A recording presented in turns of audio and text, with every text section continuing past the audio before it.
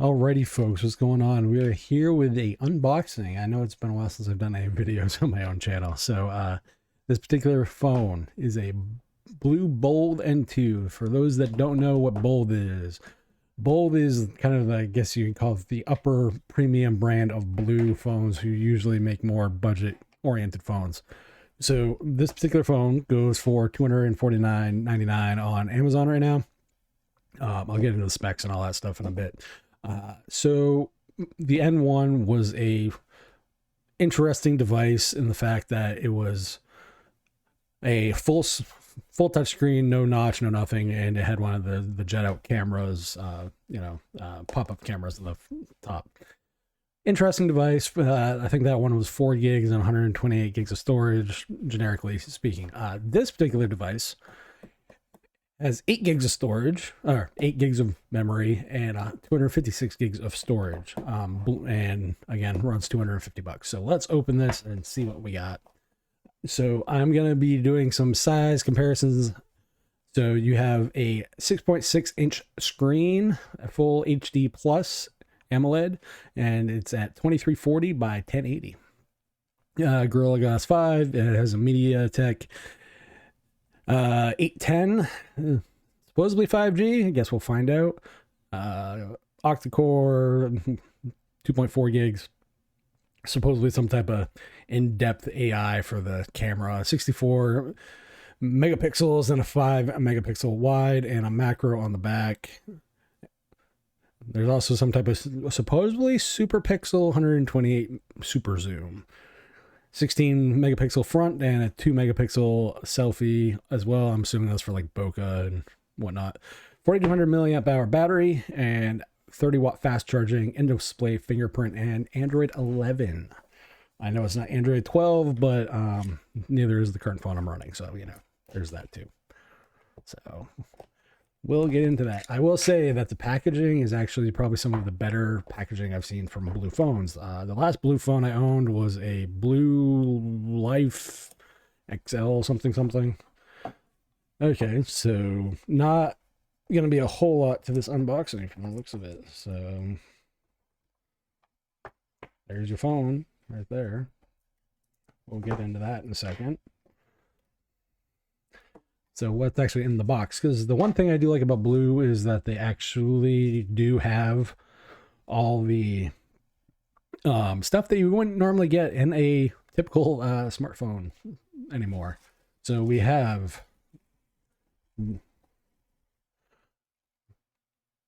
kind of a braided plastic covered USB-C charger. So it's USB-C for charging. There's your white 30 watt fast charger with bold written on it, big and bold letters. What do we got here? This is the headphone, USB-C to headphone adapter, so that's cool. Take some notes, Apple, or well, most manufacturers. Bold sticker if you want to put it on something. SIM eject tool. What are you? Oh, so that's cool. I'm not a big these kind of headphones, the in-ears, but it's USB-C headphones. So that's cool. And then paperwork. And Blue does this other thing that I really like, because cases can be kind of hard to find for some of these more esoteric phones, but was a case too. So let's get all this stuff out of here and back in the box, and then we'll get to the phone. So for those wondering what I currently run as my daily phone, I'm running the 2020 Motorola Razr as my daily driver, which is a Snapdragon 765, 8 gigs of RAM, 256 gigs of storage. And yeah, so that's what that is. That's the foldable phone. Reason was I needed a new phone. Nothing really fit the bill. I want to try foldables, but I wasn't spending Samsung money. So yeah, keep that, move that over there, and let's get into what this looks like.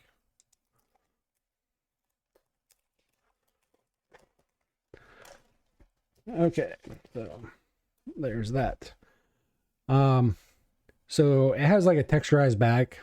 Yeah. I don't know how it's going to pick up fingerprints. I guess we'll find out.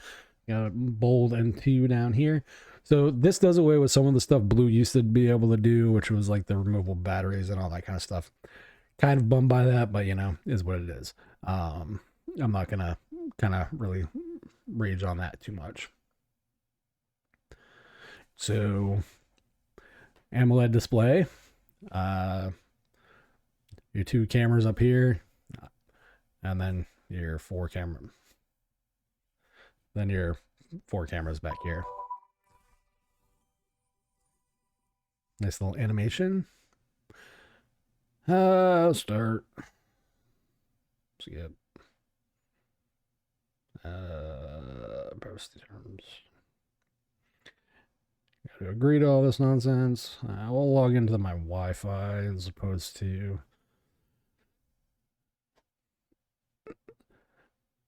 So the phones I will be comparing this to will be my prior phone to the Motorola Razr, and then I will be comparing the Razr to this in both size and everything else. If you're looking for benchmarks and all that fun jazz, that is not something I do. I honestly don't care. It's more about whether or not the phone actually works. That's what I care about. And first time experience and all that stuff. So this does come somewhat charged. This will probably take a few minutes, as is part of the course normally. So you might not be able to see a whole lot on the screen. The screen is actually fairly decently bright for a sub $300 phone. I don't know what to call this back though. This back is kind of like almost like a chair leather, but it's not leather. Yeah, whatever. Next.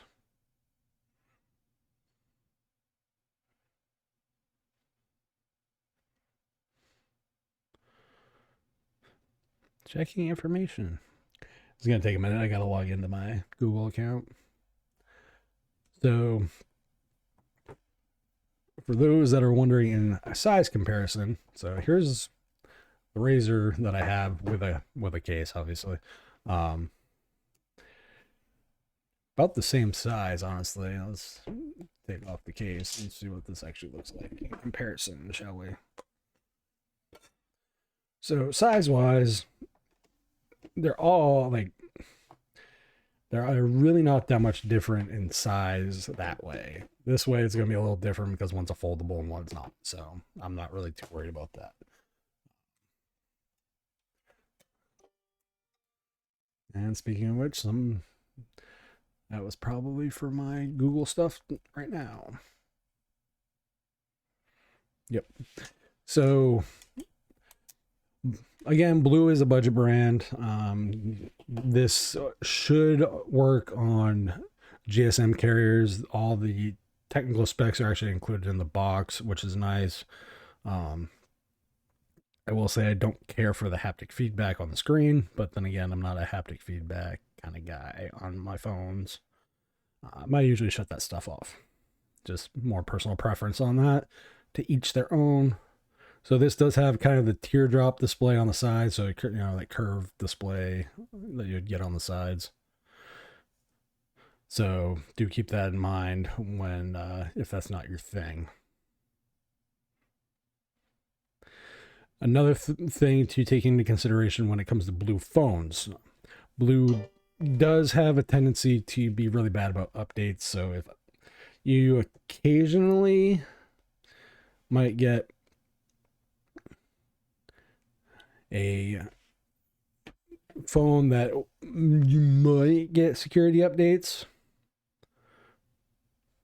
and you might not. Security updates, they're usually a little bit better about. But on the same note, if you're like expecting like Android upgrades, I really wouldn't expect them because they are terrible about that. Let's see how this case fits. Next. Use the Razr. Next.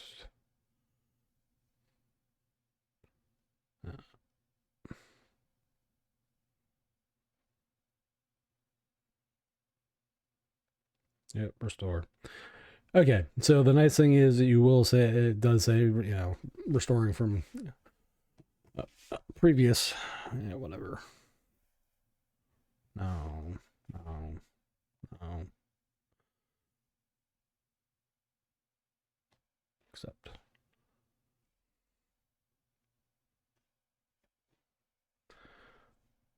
Screen lock options.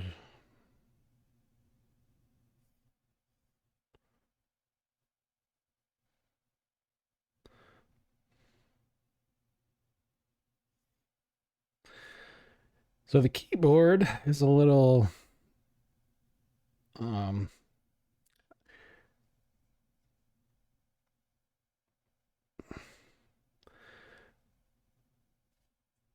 next.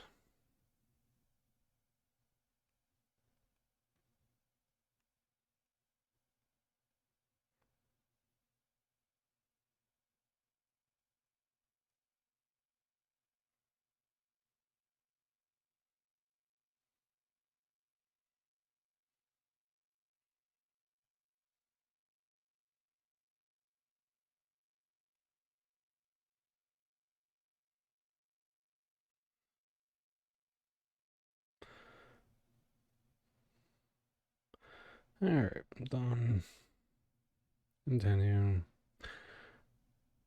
Blah blah blah. Skip. I don't want Google Assistant. Skip.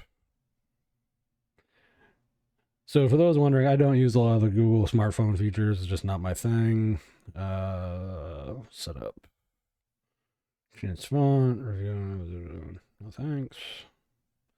So that'll take a few minutes. So initial impressions overall, I like the screen. I like the case that comes with it. It's actually pretty nice. The bag makes it feel good. I love the fact that Blu actually includes accessories, unlike all the other idiotic smartphone manufacturers who do not. As far as how this compares, there's your size comparison. This is with the case on. And for people who really want a comparison, there's my brick that I used to use, which is the Sonom XP8 or XP 8800. So if you want to see what that looks like, there you go. This is an industrial phone. That's the whole point. So is this worth $250? I don't know, because I haven't actually popped a SIM card in it to actually tell you that. So once that gets going, and we'll find out, I'll probably do a full review in a couple of weeks once I've been through the paces with this as my daily driver, while this sits and, you know, collects dust for the moment. So until next time, I will catch you guys on the flip. Enjoy and peace.